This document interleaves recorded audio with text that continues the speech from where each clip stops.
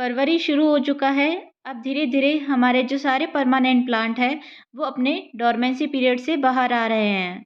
गुड़हल का पौधा भी उन्हीं में से एक है। इस पर भी नई-नई ग्रोथ शुरू हो चुकी है। तो अगर आप चाहते हैं कि आने वाले टाइम पे आपका जो गुड़हल का पौधा है, वो फूलों से भरा हुआ रहे, तो अभी इस वक़्त फरवरी से मार्च तक आपको अपने गुड़हल के प्लांट पर कुछ ज़रूरी काम कर लेने हैं, जिससे कि आने वाले टाइम पर आपका जो गुड़हल का पौधा है, वो बहुत अच्छे से फ्लावरिंग करे। तो इस समय अपने गुड़हल के प्लांट को किस तरह से आने वाले सीज़न के लिए तैयार करना है, ये सब जानने के लिए वीडियो को पूरा देखिए ताकि पूरी इन्फॉर्मेशन आपको मिल सके। लेकिन उससे पहले अगर आप मेरे चैनल पे नए हैं, तो सबसे पहले मेरे चैनल को सब्सक्राइब कर लीजिए और बेल आइकन को भी प्रेस कर दीजिए ताकि मेरी सभी आने वाली वीडियो के नोटिफिकेशंस आपको मिल सके। तो सबसे पहले हम हमारे प्लांट की प्रूनिंग करेंगे। कटिंग या प्रूनिंग करने के लिए आप जिस भी टूल का यूज़ कर रहे हैं, वो शार्प होना चाहिए ताकि एकदम नीट एंड क्लीन कट लगे और जिस भी टूल का आप यूज़ कर रहे हैं, उसे पहले अच्छे से साफ़ कर लें ताकि आपके प्लांट में किसी भी तरह का कोई इन्फेक्शन ना हो।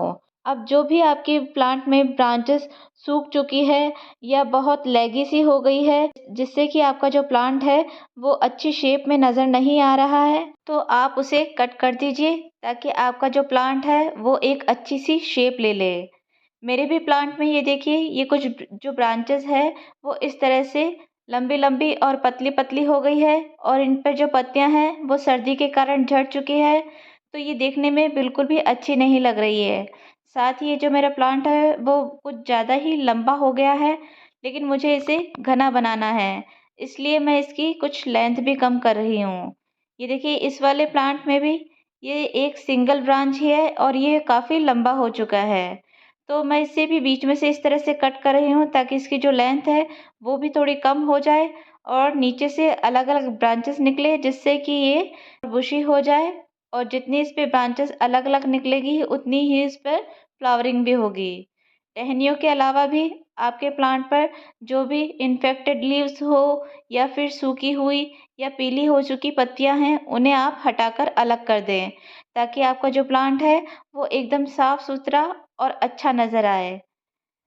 इस तरह से सभी प्लांट की प्रूनिंग करने के बाद अब बारी आती है अपने प्लांट की अच्छे से गुड़ाई करने की। तो सबसे पहले अपने प्लांट की मिट्टी को अच्छे से साफ कर लें और हल्के हाथ से इनकी गुड़ाई स्टार्ट कर दें।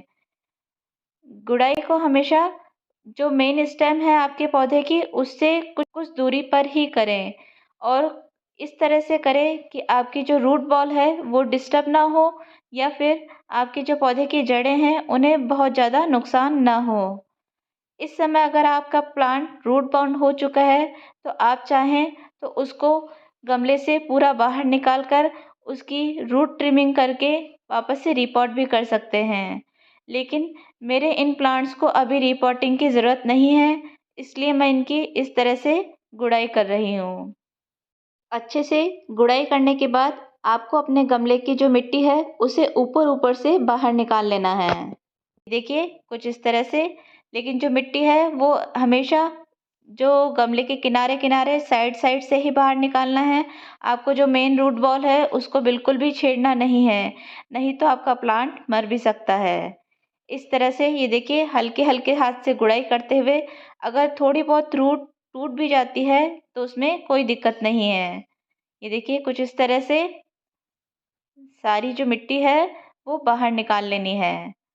मिट्टी को तब तक बाहर निकालना है जब तक कि आपको अपने प्लांट्स की कुछ रूट्स नज़र ना आने लगे। ये देखिए, अब हमारे प्लांट्स की रूट्स नज़र आने लग गई है, तो अब हमें मिट्टी को बाहर नहीं निकालना है। बस हमें यहीं तक अपनी मिट्टी को बाहर निकालना था। इसी तरह से मैं जो मेरे सारे गुड़हल के प्लांट हैं उनकी गुड़ाई करके मिट्टी को इस तरह से बाहर निकाल लूँगी। सभी प्लांट की अच्छे से गुड़ाई करने और सभी की मिट्टी को बाहर निकालने के बाद में मैं इन गमलों को 24 घंटे के लिए इसी तरह से छोड़ दूंगी। तब तक ना तो हमें इनमें किसी तरह का फर्टिलाइज़र देना है, ना ही इसमें मिट्टी डालनी है और ना ही इन्हें पानी देना है। क्योंकि क्या होता है, जो गमले में ऊपर की साइड की जो मिट्टी होती है वो तो सूख जाती है, लेकिन जो गमले में नीचे की तरफ की जो मिट्टी होती है वो अक्सर गीली ही रहती है, जिसके कारण उसमें कई तरह के इंसेक्ट और फंगस हो जाता है। तो जब हम अपनी मिट्टी को इस तरह से खुला छोड़ेंगे तो गमले में जो नीचे की साइड की मिट्टी है वो भी धूप की वजह से अच्छे से सूख जाएगी और उसमें अगर किसी भी तरह का फंगस या इंसेक्ट है तो वो भी हट जाएगा। और ये जो लंबी लंबी ब्रांचेस हमने काटी थी तो इसके कारण हमारे पास ये गुड़हल की बहुत सारी टहनियाँ हो गई है। इन्हें भी हम फेंकेंगे नहीं, इनसे भी आप कटिंग्स लगा सकते हैं जिससे आपके पास गुड़हल के नए नए प्लांट तैयार हो जाएंगे। तो 24 घंटे बाद ये देखिए जो ये मेरे प्लांट की मिट्टी है वो कुछ इस तरह से अच्छे से सूख चुकी है। और अब इन गमलों को भरने के लिए या तो आप फ्रेश मिट्टी का यूज़ कर सकते हैं और अगर आपके पास कोई फ्रेश मिट्टी नहीं है तो आप जो हमने इन गमलों से मिट्टी निकाली थी उसे भी 24 घंटे के लिए धूप में फैला कर रख दें ताकि वो भी अच्छे से सूख जाए और उसमें भी अगर किसी भी तरह के कोई इंसेक्ट या फंगस है तो वो भी हट जाए। अब बारी आती है अपने प्लांट को फर्टिलाइज़र देने की। तो फर्टिलाइज़र देने के लिए आज हम अपने प्लांट के लिए एक अच्छा सा फर्टिलाइज़र मिक्स तैयार करेंगे जिससे कि उसे अच्छे से ग्रोथ करने के लिए सभी तरह के पोषक तत्व मिल सके। तो सबसे पहले मैं ले रही हूँ ये गोबर की खाद। गोबर की खाद को जब भी आप लें तो वो अच्छी तरह से डिकम्पोज़ हुई हुई होनी चाहिए, तभी आप उसे अपने प्लांट के ऊपर यूज़ कीजिए। उसके बाद मैं ले रही हूँ ये चाय की पत्ती का फर्टिलाइज़र जिसे भी मैंने घर पर ही तैयार किया है और ये किस तरह से तैयार करते हैं उसका वीडियो भी मैंने आपके साथ शेयर किया था। चाय की पत्ती का फर्टिलाइज़र आपके सभी तरह के पौधों स्पेशली जो फूलों वाले पौधे होते हैं उनके लिए बहुत ही अच्छा होता है। इसके बाद मैं मिक्स कर रही हूँ ये नीम की खली।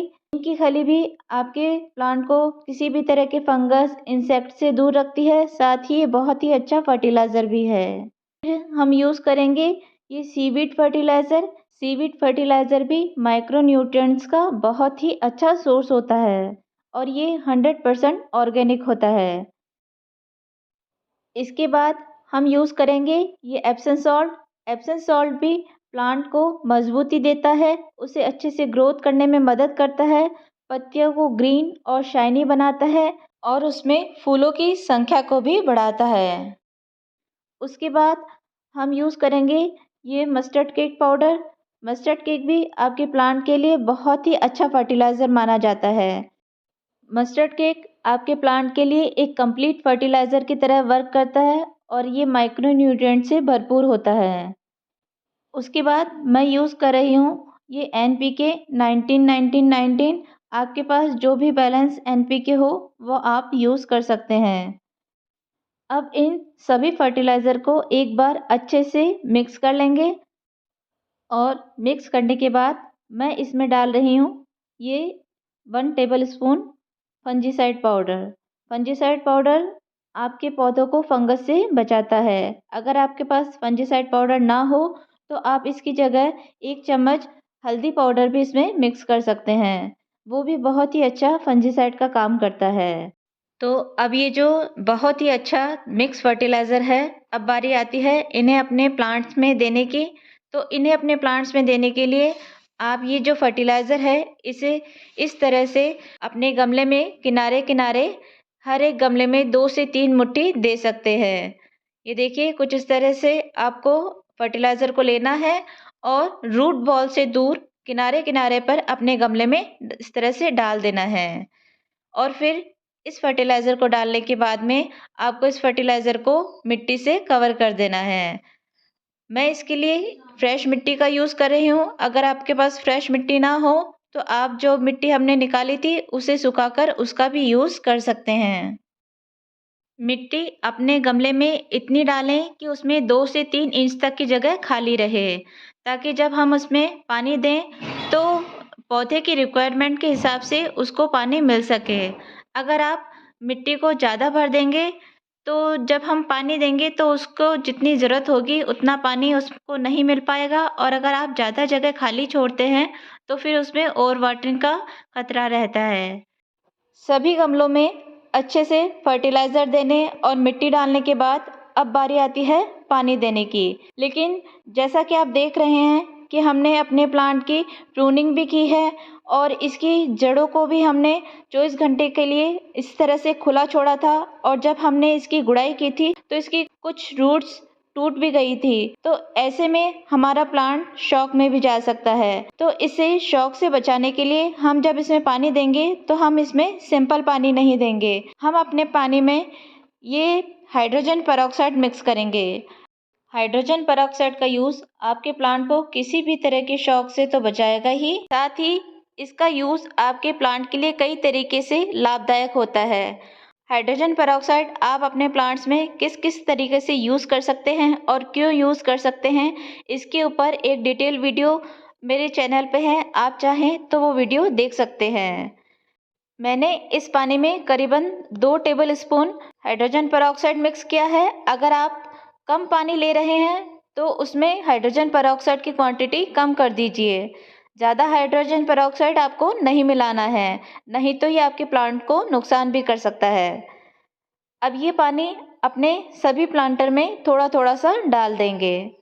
इस तरह से पानी डालने के बाद अब 1 दिन के लिए आपको अपने सभी पौधों को सेमी शेड में रखना है और फिर दूसरे दिन से आप अपने सभी पौधों को फुल सनलाइट में रख सकते हैं। तो कैसी लगी आज की वीडियो आपको? अगर आज की वीडियो आपको अच्छी लगी हो तो वीडियो को लाइक कीजिए, शेयर कीजिए और मेरे चैनल को सब्सक्राइब कीजिए।